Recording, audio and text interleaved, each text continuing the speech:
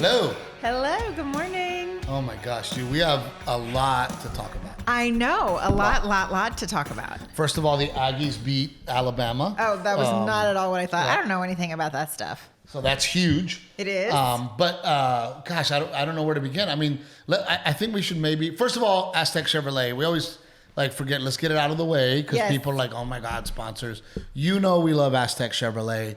If you're going to buy a vehicle, give Aztec Chevrolet a chance because I assure you, the thing that's lacking in today's world is customer service. Oh, yeah.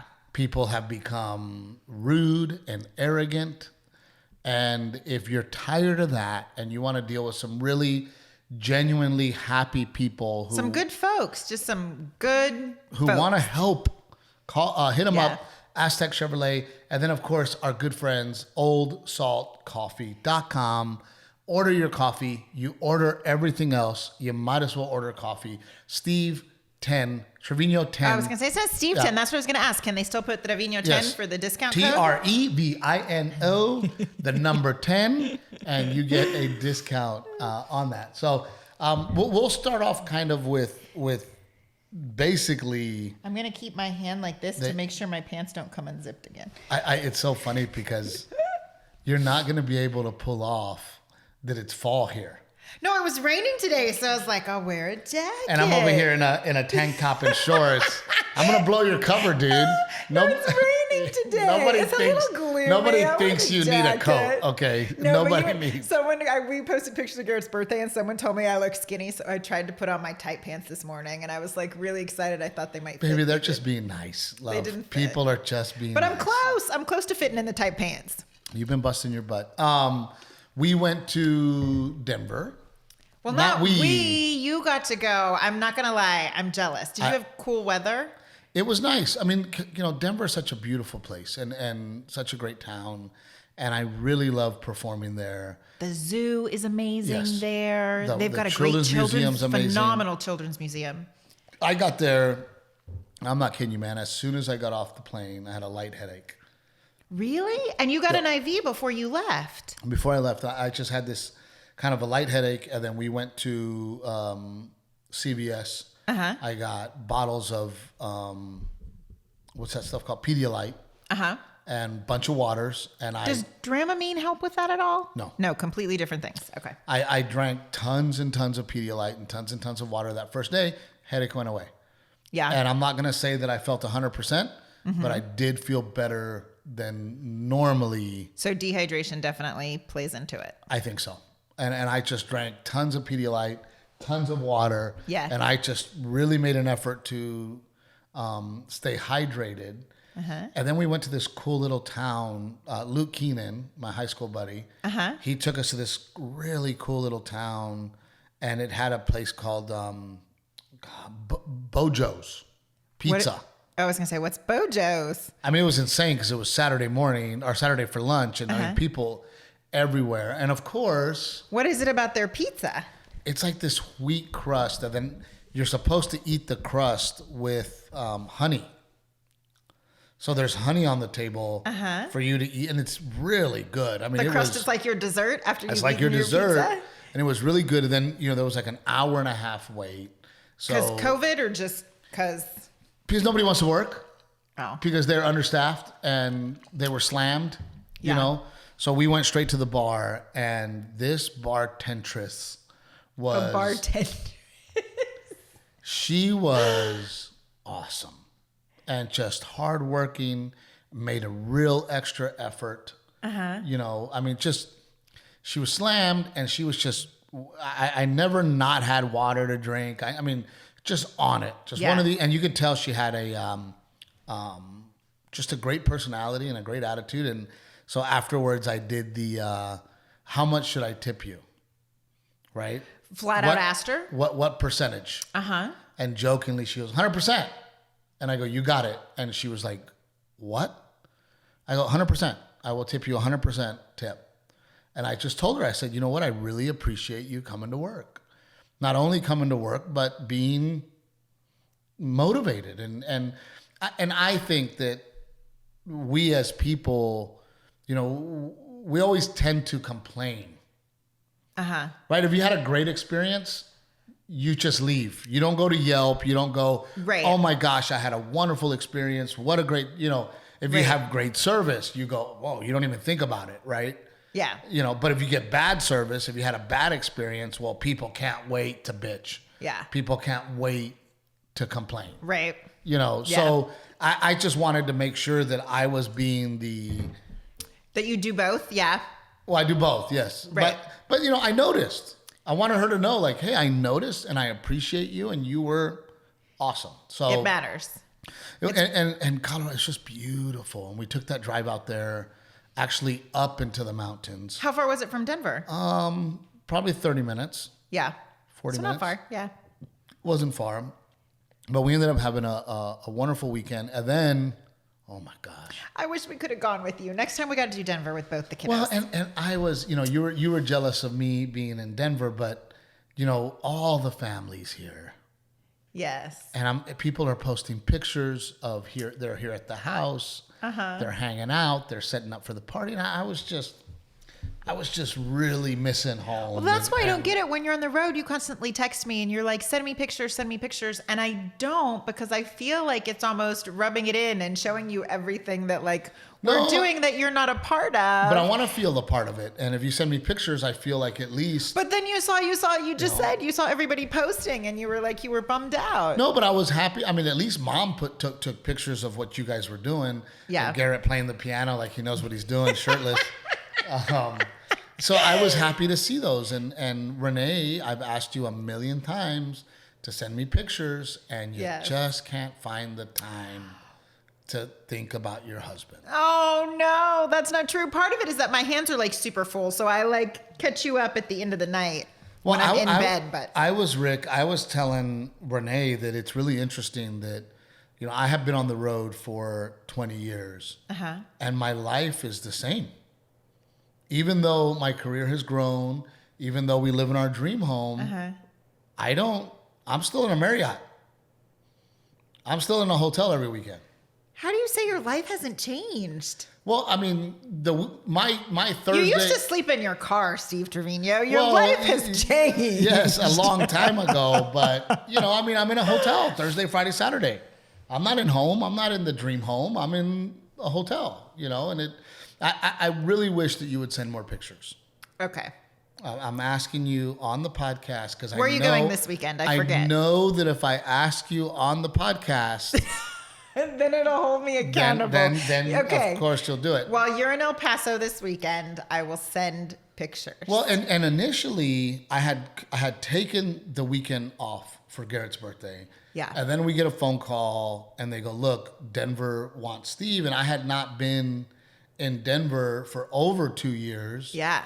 And I said, okay, no problem, as long as I have Sunday off so I could be here. Make the party. For the birthday party. So I ended up on United. I normally fly American Airlines. I ended up on United because that was going to get me direct and get me home by 11. Yeah. Friday night, I'm like, well, wait a minute. I haven't checked Southwest or any of the other airlines. Maybe there's an earlier flight. Yeah. So then I find Southwest, and Southwest has a 7 a.m. flight that gets me here at, or 6 a.m. flight that gets me home at 9 a.m. Yeah. So I was like, oh my God, I'll just get that one. If I can be home at 9 and not 11, I'll just do that. So then I purchased that one. I called United. I'm like, hey, can I get a credit for my flight? Saturday night, I'm watching TV in the green room before I go on stage. And they're like, hundreds and hundreds of Southwest Airlines flights are being canceled and have been canceled. And I'm like, oh my God. So I tell Kyle, Kyle's the new Timmy, by the way. We should probably make that announcement too.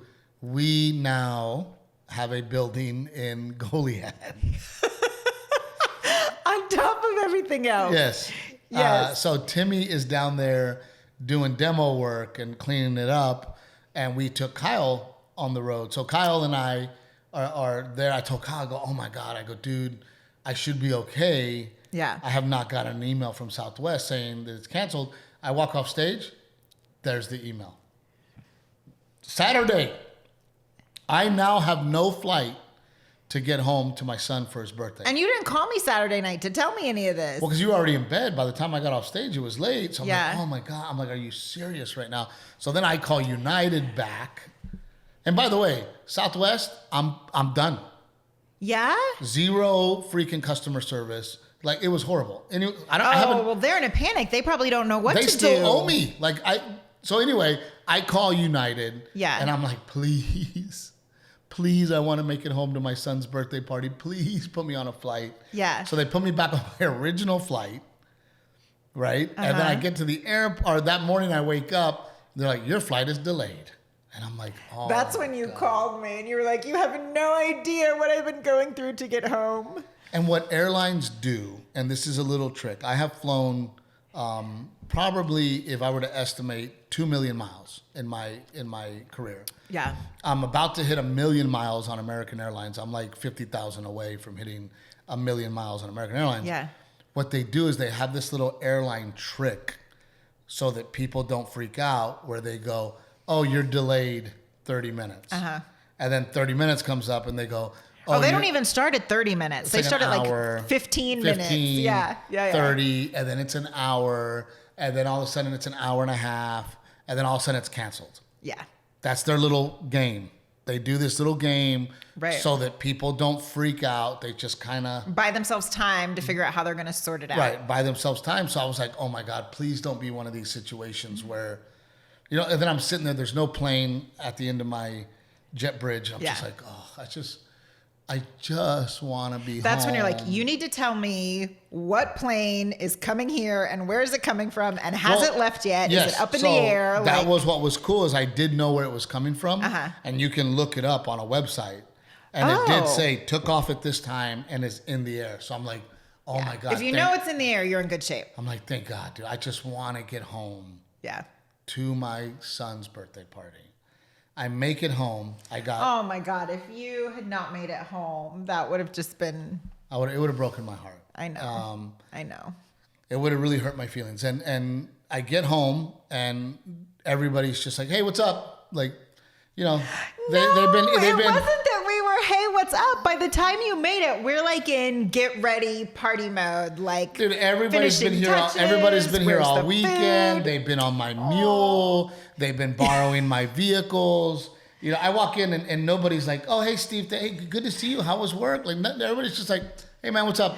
Get to work. And then Renee's like, hey, I need this and I need that, and go put the board outside and go do this. No, and I'm just you called and you said your requests were, can you put a pot of coffee on for me? And I'm hungry. Can you make sure, is there something to eat? That's like, because we just had party food. So yes, there was a hot pot of coffee for you. Because I have to ask for that. When I get off the road, I have to ask my wife, please.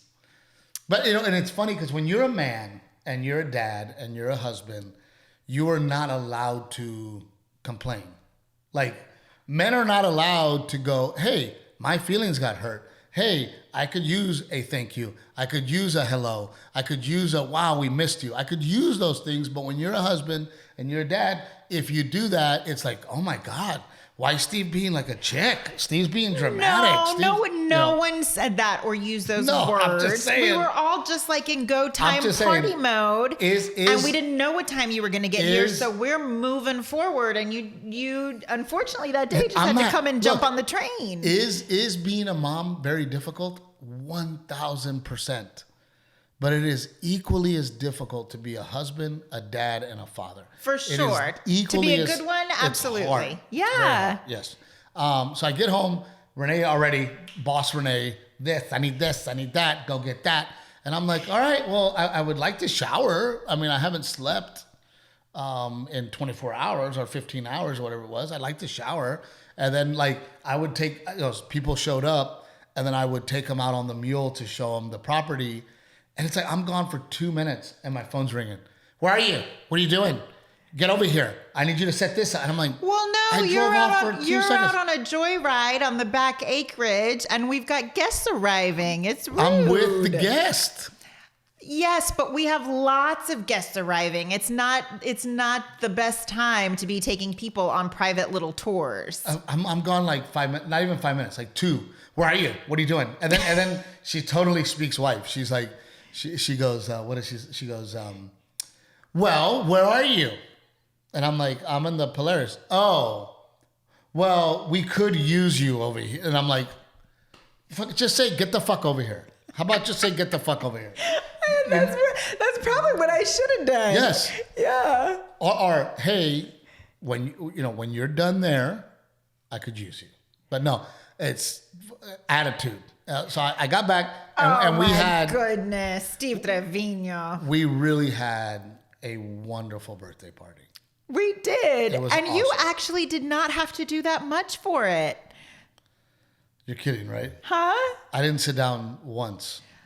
Well, sure, you were making drinks and visiting and stuff like that. But I mean, like, leading up to it, your involvement was, other than writing a big fat check, your involvement was very minimal. No, you guys did. We really tried to handle it while you were gone. You guys did an amazing job with the decorations, and we had plenty of activities. We had laser tag in the back for the kids. We had the jungle gym the playscape was going nuts. The trampoline was going awesome.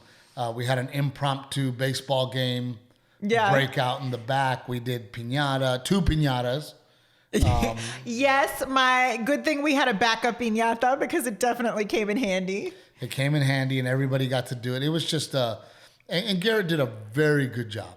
I was very proud of Garrett, the way that he handled himself, the way he acted. He didn't pitch any fits. He was great. Yeah. It was awesome. And I go back and forth. It was a wonderful party. Everyone had a good time. And I felt by the end of it, I was like, wow, that is a lot. And then all of the gifts and everything. And, one, I'm glad that you sort of led the charge on this and said, look, we're going to do a big party every other year because it's a lot. For sure is excessive. But the decorations and everything, I do that because I love it. Like, it's a creative outlet for me. I know, dude. It's almost like the theater nerd in me is like set dressing. Like yesterday, Renee was like, I say thank you to you by cooking meals at the end of the night for us. And I'm like, no, dude, I know you. You cook those meals because you want those meals and you're trying to eat healthy and you want to make those meals. It is an added bonus that I get to eat them. That's what it is. You know what? I'll cook it and pack it up at the end of the night. That's fine. Then. You don't have to. That's eat fine. it. I'm good with that. Oh my goodness! I could eat peanut butter and jelly sandwiches and be just fine. Guess what? That's what you're having for dinner this evening. Awesome. I love a PB&J. But it really turned out to be a wonderful birthday party. And don't get me wrong. I felt like I was really. We had a lot of people here. Yeah. So I was really trying to make sure that I introduced myself to people I didn't know because, we have all the parents from Garrett started Kinder, so there's new people. So a lot of those parents I didn't know. And then my favorite was, and I'm not going to name any names, but she was like, are you Garrett's daddy? And I go, yeah, I'm Garrett's daddy. And she was like, I don't mean to be rude. Which, by the way, anytime somebody says, I don't mean to be rude, they're about to be rude. What did they say? So, and here's another one like that, Rick. If anybody that you do business with says, it's not personal, it's business. Yes. Prepare to be fucked. Prepare that person is going to fuck you. Yeah. And I worked with a guy, and I'm not going to name any names, in this comedy business that would always say that. You realize it's just business. It's not personal. And I remember thinking to myself, I don't want it to be that way. Yeah. To me, it is personal. No, you've said that from the beginning. To me, it is personal. Yeah. And business should be second.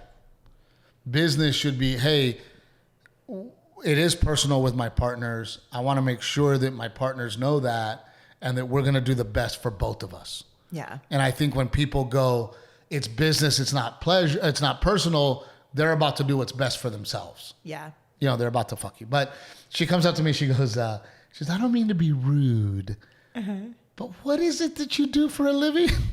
Oh, really? Yeah. And I go, I go, why do you ask? And she goes, your home is beautiful.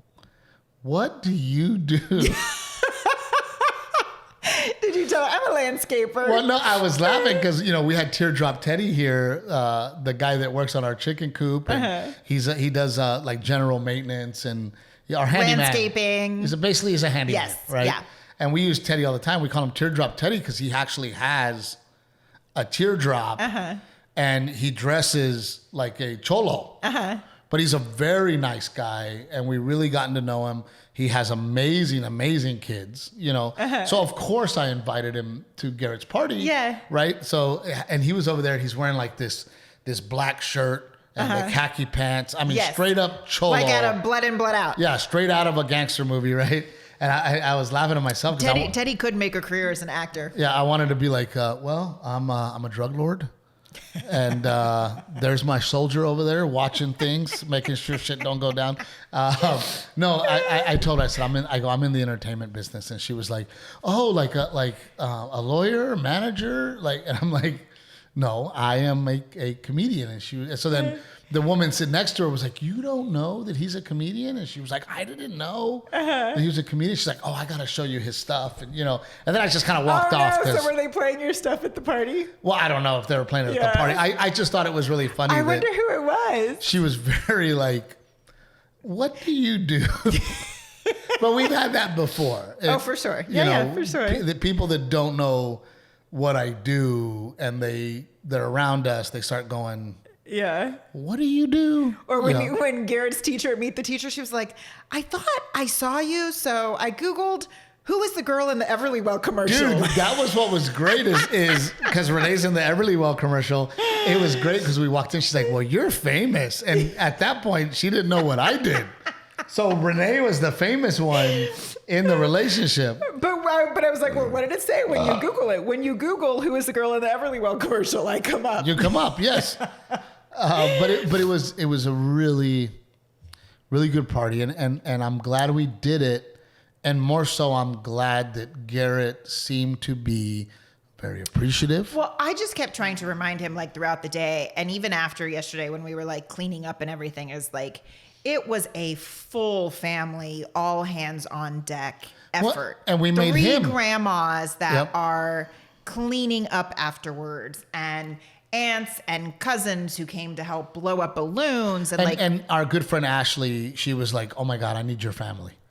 She goes, oh my gosh, your mom and your stepmom and my God, they helped you guys so much. And they did. And a big thank you. And so I just kept telling Garrett, you need to give hugs and love and realize that it takes all these people to do something. But again, that is my goal. And that's one of the reasons that we moved back to Texas, and I forced you to move back to Texas, is because it does take a village. And I was very lucky to grow up with aunts and uncles around and cousins and grandmas, and I just wanted Garrett to have that. And, there really definitely is family that just really helps. And I tried to make him see, look, I tried to make it about, and I think you did too, we don't necessarily make it about his birthday. We make it about everyone. Is everyone having fun? Is everyone having a good time? And also, the blessing of having people come and to let them know, we're really happy you're here. Yeah. We're really excited that you're here. Thank you. Greet your guests. Yeah. To let them know. And Garrett did a really good job of that. And it made me feel better about having this crazy, extravagant party for him, because he seemed to be very appreciative, very humble. We didn't let him open the gifts in front of the guest, because that's when you feel like it's excessive, right? Is when you're opening. I think it's bad form. There were so many. So I didn't tell you this, but I've already hidden some, and some are getting. There's something narcissistic about, I'm gonna sit here, everybody watch me open. You know what I mean? Well, I thought so too. But then what happened at the end of the day, at the end of the party, when everyone was leaving, one of the little girls from his class was so sweet. She got real teary-eyed, and she was so upset that they were having to leave because she was like, I didn't get to watch Garrett open his presents. And so I told her, I said, you know what? We ran out of time. I said, we used the time to do 2 piñatas instead of just 1. So we don't have time to open presents. And then she was okay with it. And they left. But I guess maybe some of the kids like that part of it. Maybe. And I mean, I was very concerned because we did have a lot of people here. I was very concerned that people felt entertained, that they were comfortable, that they had a good time. And it seems that, I had my jiu-jitsu lesson this morning with Chief, and I made an effort to go, I hope you had a good time. And he goes, oh my God, awesome party. The kids had an amazing time. So I think overall, Garrett's 6th birthday was a big success. Yes, but now I do need your help when he gets home from school every day. Don't be asking shit on the podcast like I did, dude. Only you get to do that? Yeah. No, but we really got to commit to the thank you cards. Yes. And then I'm not letting him open all his presents. We're like cleaning out his room and finding things we're going to donate. Trey and Sabrina were like, grab some of those gifts, hide them, and now you have Christmas gifts. I was like, that's so perfect. Such a good move. But even Joey, you know, we were talking at soccer practice yesterday, and even Joey and Ashley were like, oh yeah, like hide some stuff. We'll re-gift some stuff. Re-gift. Yeah. I mean, there's so many great gifts and so many, and Garrett was really sweet because he ended up getting a double gift, and he goes, I got that gift already. He goes, so I didn't want to let that person, because that person was there. He goes, I didn't want to let that person know that I wasn't super excited about it. He handled it very well. He goes, so I wanted to put it on. I wanted to be very excited about it. He goes, I didn't want to let him know that I had already gotten this as a gift. And I thought that was very intuitive of Garrett. We talked about it. Yeah. Yeah. I mean, and that's, you know, for us. You just hope that it's like, because I lectured him too before he opened all the presents. I was like, stop and take a minute and look at all this. And I said, I don't think people realize that you have to teach your kids everything. It's They hard, don't know. Steve. I hope it's know. sinking in. But that's what. But a lot of parents go, well, you weren't gracious to your host. Well, did you teach them to be? Did you sit down and talk to them and go, hey, this is what being a gracious host is. This is what, right? Yeah. So, because you have to literally teach your kids everything. Yeah. They don't know. And Dad was bad about that sometimes for me. You know, he just expected you to know. He would lose his shit because, you know, he'd go, hey, roll that water hose up.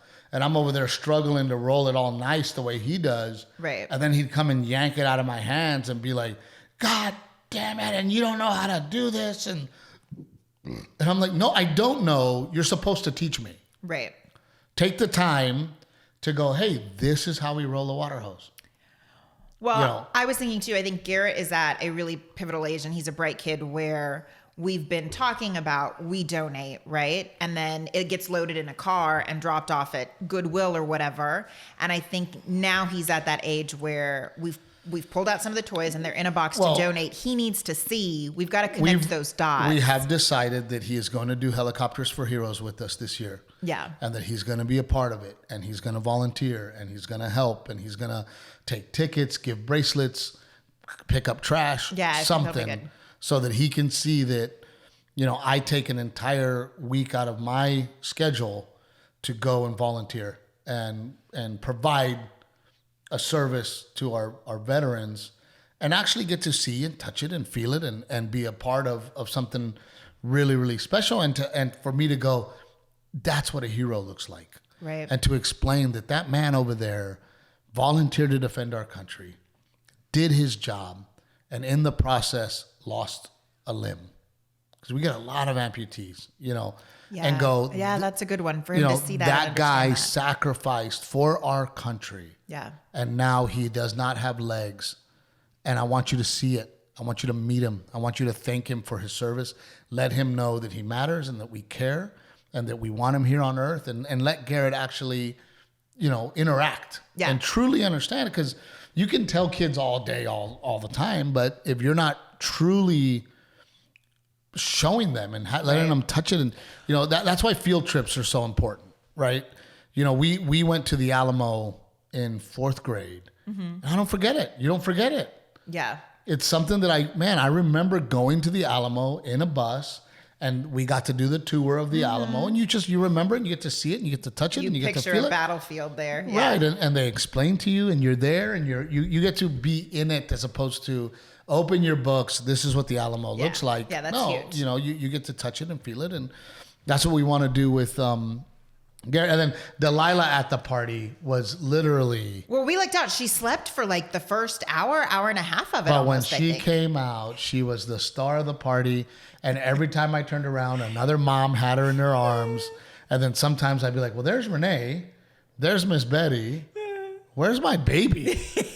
And then somebody would be like walking around with her, you know, in the back or whatever. And she was definitely the little star. And she handled it like a champ too. She was good. There were no tears from her. Well, I think she's turning the corner into, is it toddler? Is that what's next? Yes. Yeah. And she's becoming very independent.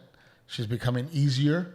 Now she's hard to keep up with, but she is becoming. We just haven't started introducing the dairy yet. I'm a little nervous about how that's. Well, she's had a little on accident.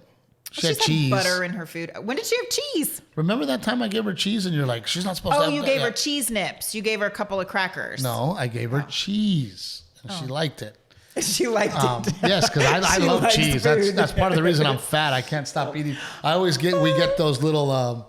The baby bells. You know the little baby bells, Rick? The little red round ones. The little red ones with the little wax. You take the wax off. Oh my God, those are so delicious. But for this podcast, I wanted to do something interesting. Uh-oh. And see if you'll play along. Uh-oh. Oh, I hate when you do this. Rick doesn't even know what we're doing. I know I do. Well, now I just got an icky feeling in my stomach. What are you going to torture me with? No, I just want to ask you some questions because it's interesting to me that I'm so not good on the spot like that. We'll talk about it a little bit. I am always very humbled, honored, if you will, when people go, "Oh my gosh, your relationship makes us feel normal." I always feel like, please don't copy our example. The respect you guys have for each other. We always get compliments about our relationship. You know. And I just wanted to ask you some questions because I am interested myself. Why do you think our relationship works? Why do I think our relationship works? Yes. Well, when we started dating, it happened really quickly because we're both from the same town. And so in that way, I feel like even though we didn't grow up together necessarily, we shared a lot of similarities in that way. We were both chasing down a dream. Yes. I was doing it in a sense. Mm-hmm. So that's why I admired that. You were all hot and horny when you knew that I was doing it. Oh my God, shut your mouth. No, but also, you know what? I remember going to college and being in class because going from Portland, Texas to New York is like such a completely different world, and I was exposed to people and cultures and religions and things that I'd never been exposed to in South Texas. And I remember there was a girl in my class whose parents, she was Jewish and Catholic. And I remember thinking that must be so confusing and conflicting, but she was like, no, I had a Christmas tree and we did this and we did that. And I just thought, wow, she must have. And the way she approached everything in her life, I felt like she had this really cool sensibility about her in that I can respect you and your culture and what you do on both ends of it. And I think that's important in a marriage, right? It's like... you kind of went off the rails there a little bit. No, and just to interject on the idea of that we are from the same town, and that we understand each other. I remember dating a girl when I lived in LA who was from... I want to say like Detroit or I forget where. She was from a big city. Uh-huh. And then she moved to LA and we dated and she didn't understand me. And I could tell, we just didn't there was just this, she'd be like, why do you wear cowboy boots again? And I remember she asked me the craziest question. She was like, because she was a white girl. She goes, do you think in Spanish and then speak in English? Oh no. Right? Stuff like that. Yeah. And then her not understanding, like, I'm going to go home and I fish and I hunt. And she'd just be like, what? And I remember at that time, Varsity Blues had come out. Mm-hmm. And we went to go see Varsity Blues. And I go, that's how I grew up. And she was like, you're kidding, right? And I go, no, Varsity Blues is very similar to growing up in Gregory, Portland. And I just remember her going, I don't relate. Like, I don't get it. And we just stopped hanging out. Yeah. Because we just didn't understand each other, Yeah. So I think there's like a basic understanding, but I also think there's a huge part of like, respecting that in a lot of ways, even though you and I grew up in the same place, we're so very different in our personalities and our initial approach to things. Political things. I'm we have different opinions about a lot of stuff. Right. I'm centric right and you're centric left. And I get frustrated sometimes when people sort of treat us as the same because we're two different people. And I think being respectful of that and tolerant of that is important. So that's why you think our relationship works? I think there's a mutual respect. There's definitely a mutual respect. But there was something really special about me and you. I just knew, for some reason you did too, that we were going to be together. Yeah. There was, maybe the stars were aligned or whatever, but it was a definite soulmate. In the beginning, it was two personalities that just sparked, and I think we were both chasing a dream and recognized that spirit in each other. And I also think that you admired my go for it. Oh, for sure. Attitude and you trying to do it. And then I also knew that out of all the girls I dated, I was like, man, if I fuck this one up, like this one's classy and pretty and nice, and she's you thought I was nice? No classy girl's ever gonna freaking fall in love with me again. I better stay with this one. But there was definitely a in our relationship, we just knew. Yeah. We just knew that we were gonna be together. We wanted together. to go at it together. I feel like from the beginning we knew that we wanted to go at it together. But there's also been, and I will express what I think works in our relationship, is the ability for us to, even though sometimes it feels like we're not listening to each other, we definitely listen to each other, and we change for each other. Yeah. We change for the better. Yeah. The girl that sits across this table from me now is so much different because I would come to you and go, hey, like this is not okay. Or, the sometimes the way that you thought as a spoiled girl, I would explain to you and go, I remember this example where your parents were paying for your apartment, but you were like, well, this is my truck. And I'm like, no, it's not your truck. Yeah. Your parents pay for your bills. Yeah. Well, I pay my truck, so it's mine. And it's like, no, right? But there is a definitely a want to grow for the other person. Yeah. You've made me grow leaps and bounds as a man. And you for me as well. Yeah. Right. I mean, you hope you keep getting better, right? Well, I try. You try, right? Yeah.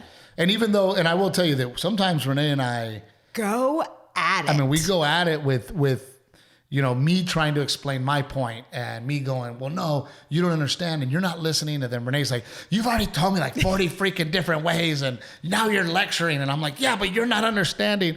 And no, you're not understanding what I'm saying. Yeah. But I think in the moment, because we are passionate people, and once we sleep on it, we adjust. I need space. I need a little, I need a little breathing. You go, okay, I did hear what Steve was saying. And I think that if I didn't notice a change, then I probably would be out.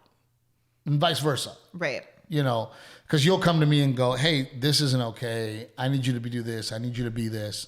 Can you do this? And then I go, well, I'm already doing this, this, and this. And I get, in the moment, I get kind of huffy and puffy about it. Yeah. But then I hear you, Dad always said, God did not give us earlobes.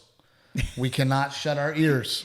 We do have earlobes. No, earlids. Oh. We have eyelids. We can close our eyes and not see something, but you can't close your ears and not hear. That's a good one. But I think that a big part of our success is because we are willing to, we love each other enough to be willing to change. Yeah. I was talking to, and I don't want to name any names because, but very good friend, sometimes tours with me. Mm-hmm. He didn't make it in his relationship. And he told me, he goes, I always felt like I was the one that had to budge. Yeah. I was the one that always had to bend. I was the one that always had to give in. And there was nothing coming from the other side. Yeah. She was not willing to listen to his points and the things that he was saying. Yeah. And he just goes, I mean, at the end of the day, we all want validation, right? I feel like that happens a lot in our arguments too. If we would just validate each other's feelings from the beginning, we could then move past it. Why don't we say I? let's try I. No, that's when because a lot of times when you're like arguing about something, I just want you to say you also see my perspective and validate it, and vice versa. Dude, I know Renee so well. I already know the stages. Dude, I can tell you the stages, Rick. It is, if I have an issue with Renee, I bring it to Renee, and stage one, denial. Stage one is denial. Stage one is denial, okay. And then I keep pushing. Stage two is, well, let me tell you what's wrong with you. That's stage two. I just don't want you to be a hypocrite, baby. I'm just clarifying so you're not a hypocrite. Stage three, if I continue to try to get my point across, stage three is anger and aggression. Okay. And then stage four is tears. Do I start to cry? That's stage five. Stage four is you're being dramatic. You're being ridiculous. And then stage five is now she's crying. And I always tell Renee, I'm like, that's not fair, dude. Like, you can't start crying in an argument. That doesn't help anybody. You just have one stage. You just like huff and puff and get mad. So I'm like, all right, we'll come back to this later. No, I do get angry and mad, and I grunt. You do. You literally grunt. I do. I grunt. And then Garrett does it. Garrett grunts too. Yeah. But you just laugh at that. but no, even though I get angry and mad and grumpy, I adjust. And vice versa. Even though Renee goes through her 5 stages, you adjust for each other. Yeah. And we adjust for each other, and we continue to move forward. And we've talked about on the podcast, valuable lesson that you taught me was we're not getting a divorce. Yeah. So let's figure it out. What's commitment, right? I think that if you, in your heart, trust your partner and feel like you're both committed, that's a great place to work from. But there's also and I think it takes time, a mutual comfort in, I know that number one, you're going to do the best thing for us financially, and you're going to do the best thing for our kids, right? So when you go shopping, even though it has increased, our budget has increased, you still don't go crazy. And I know that about you. I know that if you're going to go shopping, not only are you going to find deals and come home as the auctioneer, but you're not going to break the bank. Yeah. And you know that if I'm going to go gambling, I'm not going to gamble the home away. Yeah, no, I do.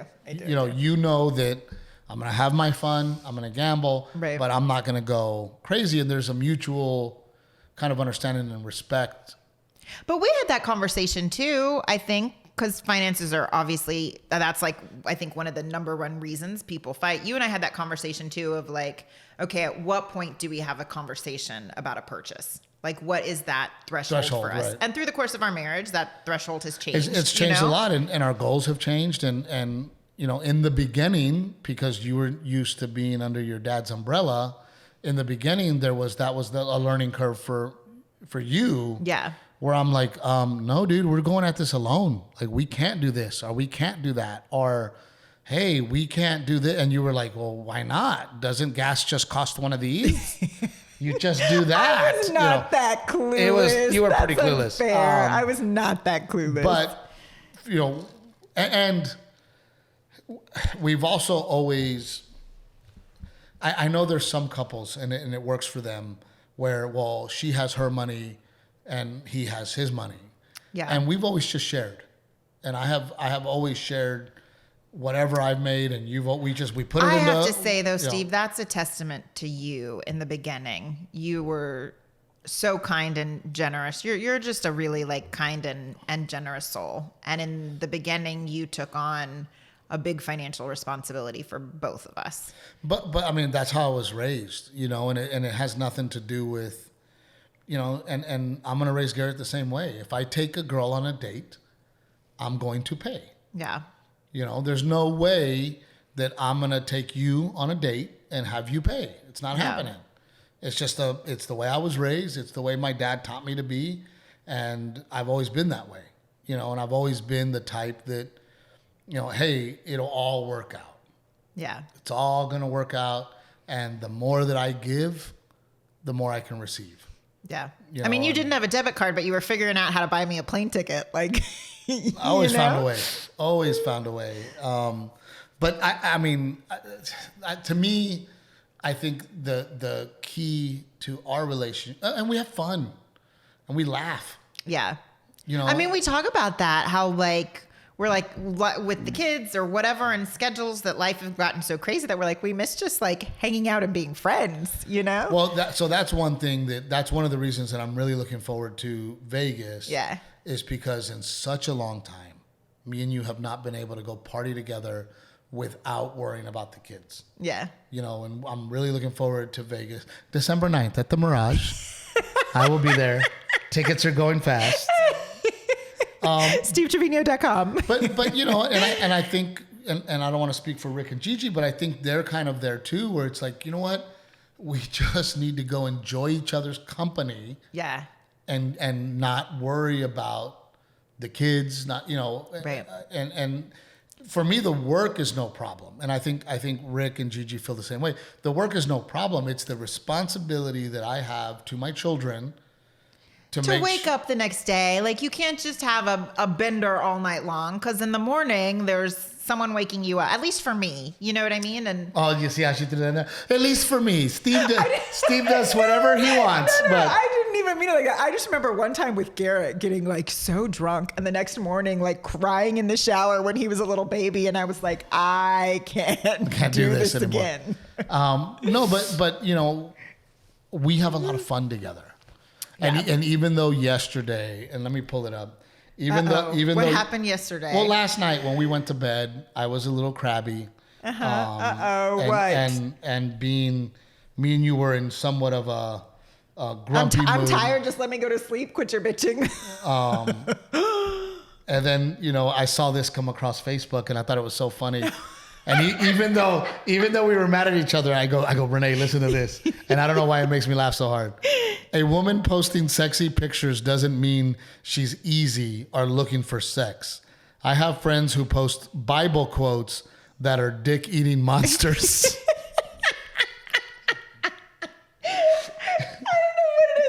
It's the phrase "dick-eating monsters." That's so funny. I read it to Renee last night, and she was like, "That's so funny." We had a good laugh. But I think that's another thing is that we can laugh about dick-eating monsters. Yes, I wish you were. Baby, don't get your hopes up. With me, nobody else. No.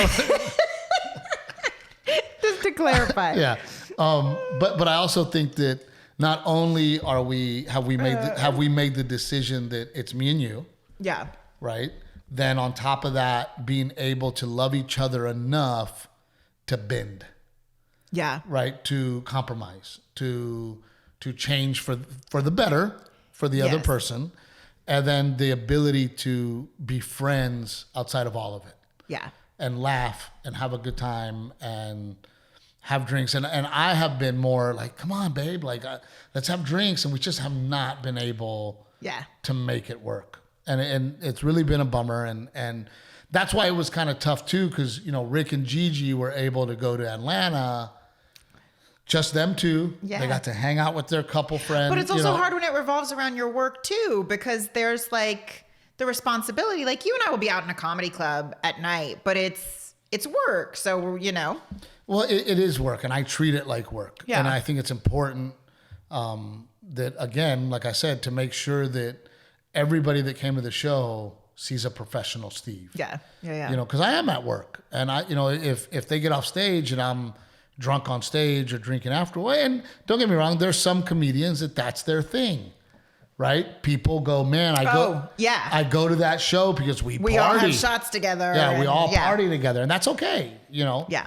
And then I'm trying to think of the other ingredient. Well, I also think that even though sometimes we don't see eye to eye when it comes to raising kids, we trust each other enough to give it to you. You know, I was very big into, exposing Garrett to a lot.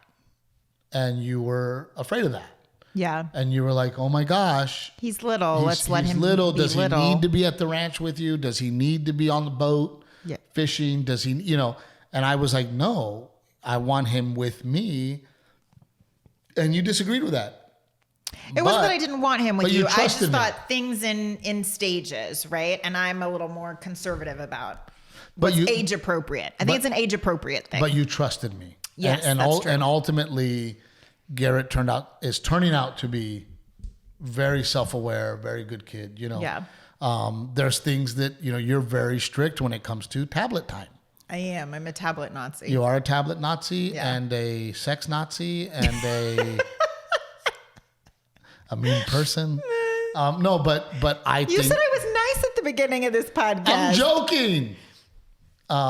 But is there anything else that you think adds to our... I mean, for me, I think a mutual respect for each other's differences. When I went off into that long-winded story, that was my point, is a mutual respect that we're different. You hear about people who they get married and they sort of become the same person. And so I think that sort of somehow in a marriage, seeing eye to eye on things, but also keeping your independence in a sense. Yeah. I mean, and being able to go out with your girlfriends and have your own girl time. Right. And Renee's always like, every weekend's boys time. Every weekend that you're at a comedy club is boys time. No, you know what it is? It's balance in everything, right? Having things that we like to do together, like we love to go see movies together, but also having things that we like to do independently of each other and respecting each other's time to do those things. Right. No, I agree. And we are, in a lot of ways, very different. Mm-hmm. But I think the beautiful part is that we have the same sense of humor. Yeah. We both love to laugh.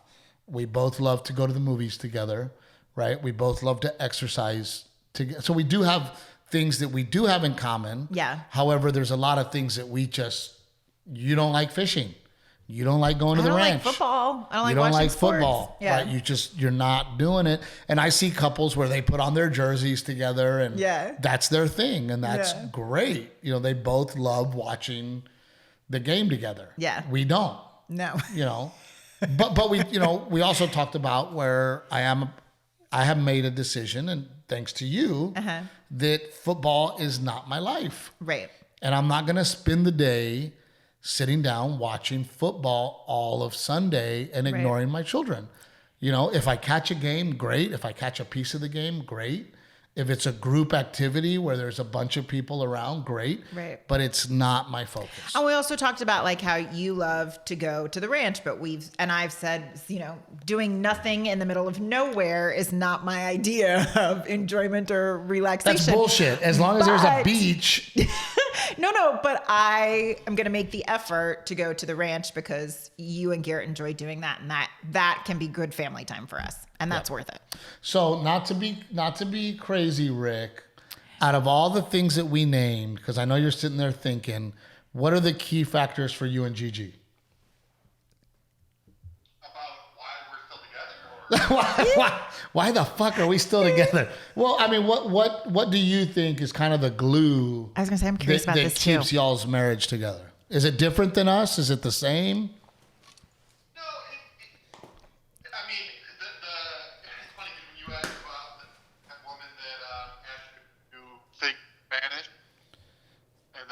English. I've asked Gigi that 100 times. Have you really? Yeah, but Spanish, correct me if I'm wrong, Spanish is Gigi's first language, correct? It speaks Italian and Spanish. Those are kind of the same. And then English is her third language. So I always question her on that. But Rick, you guys are interesting because you're not from the same place. Right, correct. And you guys are very different people. How does it work? Right. It's interesting. So she will not engage in a fight with me. So as soon as I start getting angry, she's like, all right, well, we can't talk now. Let's talk later. So there's that. We never really fight because she won't allow it. Right. Believe me, I tried. No, Renee That's a tries great too. tactic, yeah. Renee tries too, but I'll follow her. I'm like, Do not walk away from me, Renee. dude, I hate, bro. How many times have I heard, do not walk away, Renee? I hate that. I'm like, I'm talking and you're walking away. That's so disrespectful.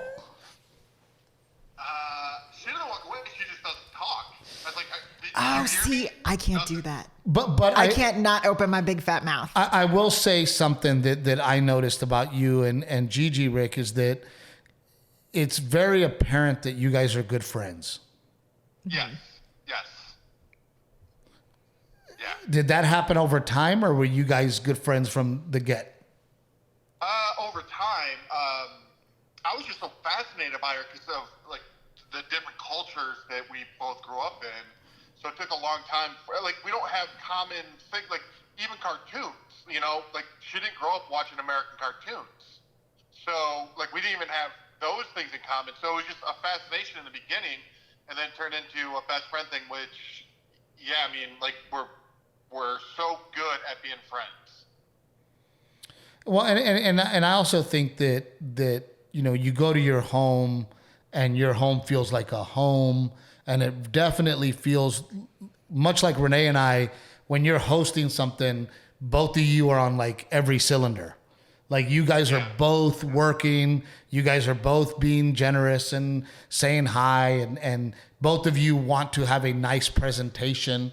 You know, when we went to their house for that premiere, I'm like, oh my God, look at all this food. And it was perfectly laid out and it was awesome, but that takes two. Yeah. You know, that's the thing too, is like our passions are the same thing. Even though we're different, we have the very similar passions. That's a good way to put it. Yeah, to have similar passions. And I think Renee and I share that too, where we have a passion to raise good children. Yeah. We have a passion to have a nice, neat, clean home. Yeah. Yeah. We have a passion to try to give some type of normalcy to our kids and some type of a system, you know? Yeah. Sure. Did you guys ever talk about having a daughter? Oh yeah, we tried 3 times. Wink and a miss. Yep. But then you guys were like, that's it. Yeah, we were actually looking at your daughter last night and saying how much she looks like you. Well, dude, surprisingly, Renee put a picture of Garrett and Delilah when Garrett was 1. It's crazy how much they look alike. Now they're starting to look alike. I didn't think they did before. No, and now they're starting to look alike. It's pretty crazy. But there is also something for Renee and I. We also have this connection moment when our kid does something great or something cute, or, you know, Renee and I have this like mutual excitement over that. Yeah. You know, Sunday night after the party, Delilah, we were doing her baking soda bath for her diaper rash. And I just hear from her room, dead.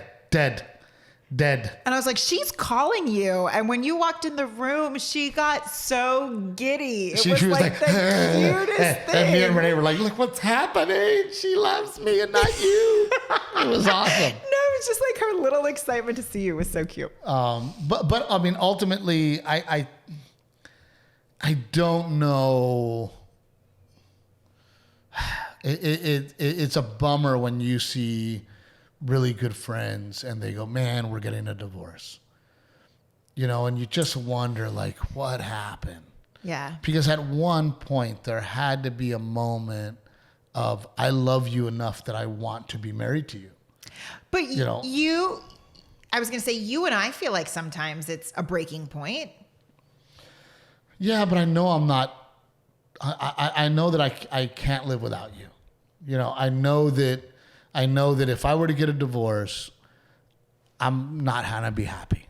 Yeah. I know that. There's going to be lots of Captain Evil stickers to take down. Yeah, a lot of the career will go to shit, and people, you just wonder like what happened, you know. Yeah.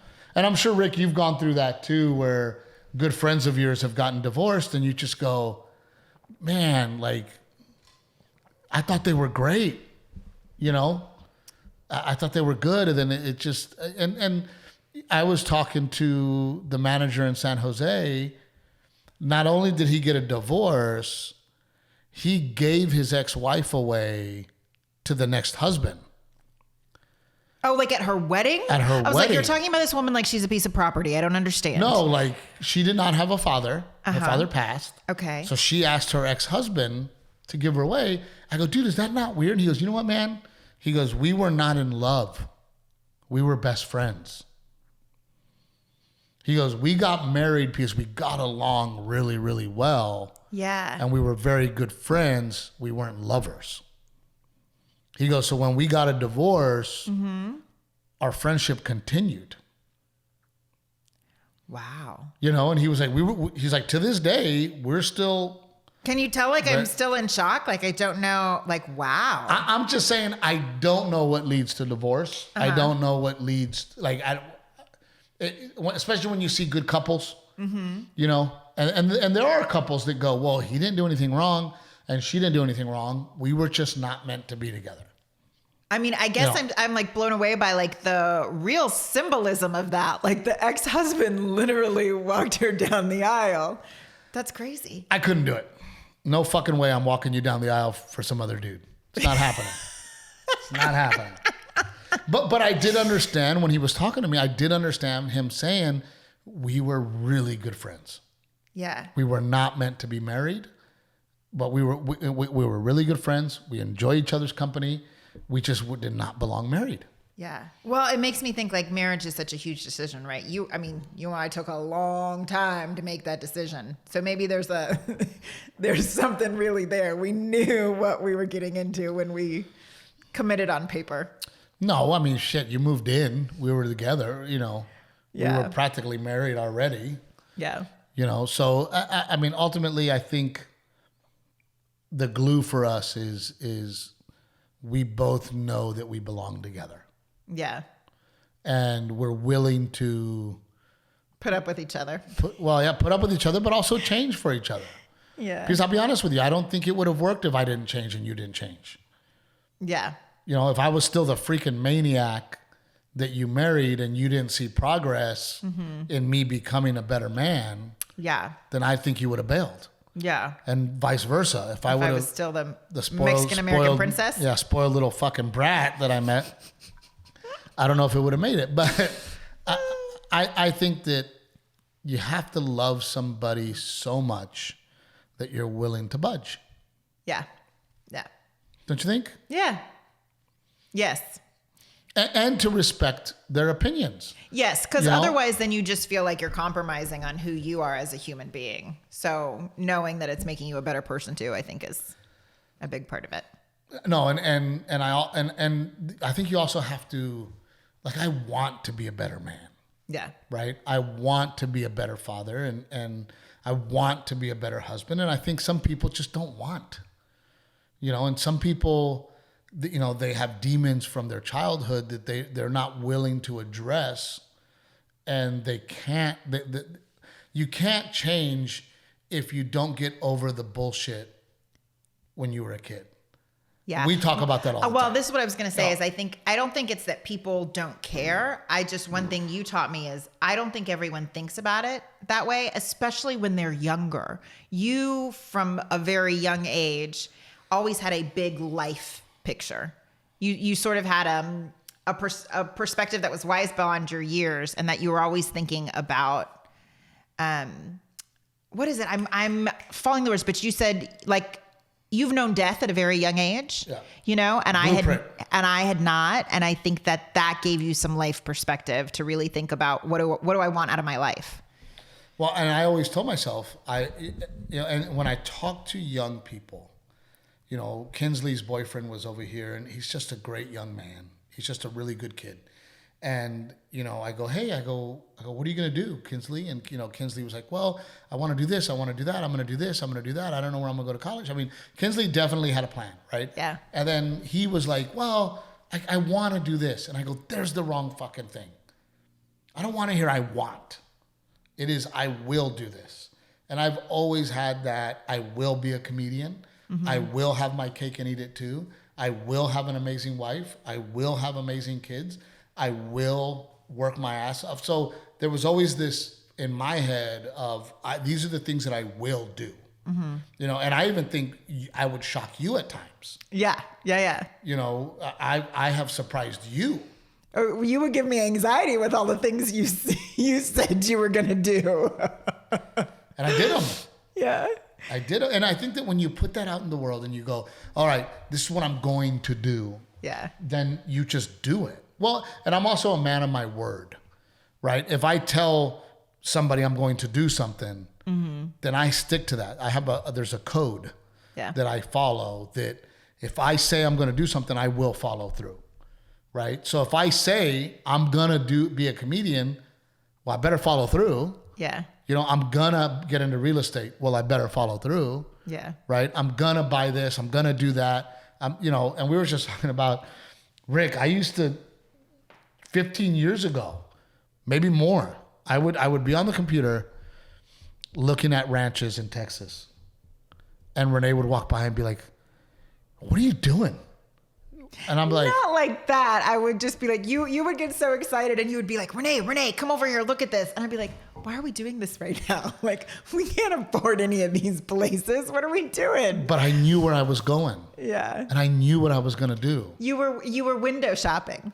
Because I knew it. Yeah. I knew that I was going to get to a point with my hard work that I was going to be able to afford those things. Yeah. And I'm a visionary.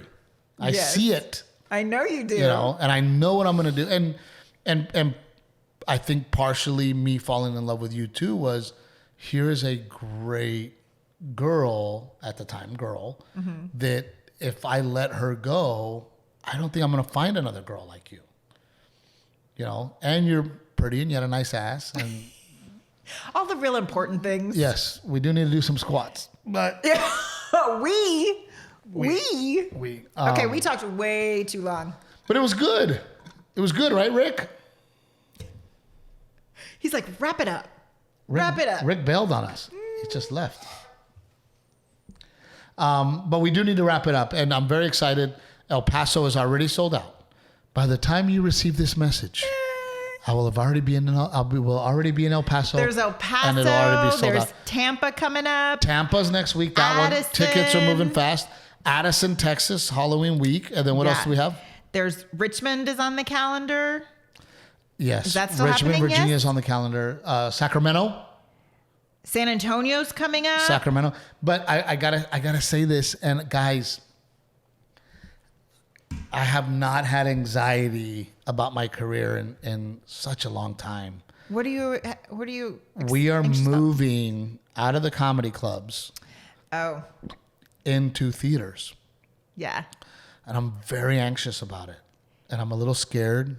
But it's exciting. It's like... It's exciting because the first week in January, we're doing a theater in Times Square in New York City. And I'm like, oh my God, if it doesn't sell out, I'm going to be heartbroken. I just found out about this before we tape this podcast. I am so excited. So we're gonna go into the theaters, but I honestly believe, and I would love to hear you guys' opinion. I honestly believe that the people that come to watch us and me perform would prefer, and no offense to the comedy clubs, would prefer a theater type of setting. Yeah. Because you dress up a little more, right? And I'm hoping that it will translate. One of the big things that we're trying to accomplish is selling out Vegas, because that's our first theater date is Vegas. December 9th. Tickets are already moving in a great direction. We're doing great. But God, I'm nervous and I'm a little scared, and I'm going to do it. We're going to go out there, but we hope that we get the love and support that we've been getting. Yeah. We haven't done New York City in quite some time. So we're very excited. Since Garrett was little, last time we were there, it was like my first trip away from Garrett last time we were in New York City. Yeah. So a lot of cool stuff going on. The pie challenge is going to start next week. Okay. The pie challenge, we're going to start really pushing the pie challenge next week so that I could pie you in the face. You just keep saying it like it's going to happen that way, Steve Trevino, and we just might be surprised. I don't think we are. I think you're going to be surprised. I think you're used to winning. And I think that this year everyone's going to rally behind you. This year they're going to be like, "Oh, poor Steve." Listen, I feel like I got to start like lining up my donors. I know. I got to get somebody. I got to get somebody to buy like 50. But so for those of you who don't know what the pie challenge is, we are going to deliver pies the day before Thanksgiving so that when our veterans, soldiers, military wake up in the morning for Thanksgiving, they have homemade pies from a real bakery delivered to them. So last year we sent 200 plus pies to Camp Pendleton. Very proud of that. I would like to break that record. Yeah. And really, really make an effort. Also on helicoptersforheroes.com, if you're a fan. .org. Isn't it org or is it .com? It doesn't matter. Okay. .com, .org. If you get on that website, there is a raffle going on right now. It is $50 a ticket. 96% of that money goes back to our veterans. 96%. It enters you into a raffle. It's a couples raffle. So we will fly the two of you to San Antonio, Texas. We will put you up in a beautiful hotel at the Riverwalk. Oh, wait. They're responsible for getting themselves to San Antonio, No. right? We're going to fly them. We're going to fly them. Oh, okay. We're going to fly them to San Antonio. You're going to get a hotel room on the Riverwalk. Me and my wife are going to pick you up in a limousine, and we're going to go spend the day together in Fredericksburg, Texas. Wine tasting and... Well... No, we know what we're going to do? We're going to enjoy Fredericksburg. We're going to enjoy Fredericksburg, Texas. So $50 gets you entered to win, and we got to get this done before February. So we're going to announce before February. I'm desperately trying to raise $1 million for our veterans, and we're pulling out all the stops. Me and Renee are donating our time, and we got a limo donated and plane. I mean, we're doing everything we can. So please help us. Excuse me. Last but not least. That was so gross. Thank you. Last but not least. You can edit that one out, Rick. Last but not least. Let me teach you how to watch comedy. I'm so tired of people trying to cancel comedians. You have every right to not like a comedian. Every right. But move on. It is art. It is subjective. Not all comedians are for you. Some comedians, other people like them. So it is not up to you to decide whether that comedian's art is art or not. It is art. You just might not like it. And if you don't like it, move on. Maybe tell your friends that are like-minded to you and say, hey, I checked out this comedian, little too blue for me, little too raunchy for me, little too simple for me, little too dirty, whatever. But it is not up to you to try to cancel a comedian. You are not that powerful. Nobody cares. I am Steve Trevino. This is my beautiful wife, as always, Captain Evil herself. We hadn't done a long one like this in a while. That one was super long. I hope you guys enjoyed it. The podcast is growing, and that's because of you guys. Continue to like, continue to share. As always, Aztec Chevrolet, Old Salt Coffee. You guys are awesome. If you have a business and you want to advertise with us, please send us an email through the website. Thanks, guys.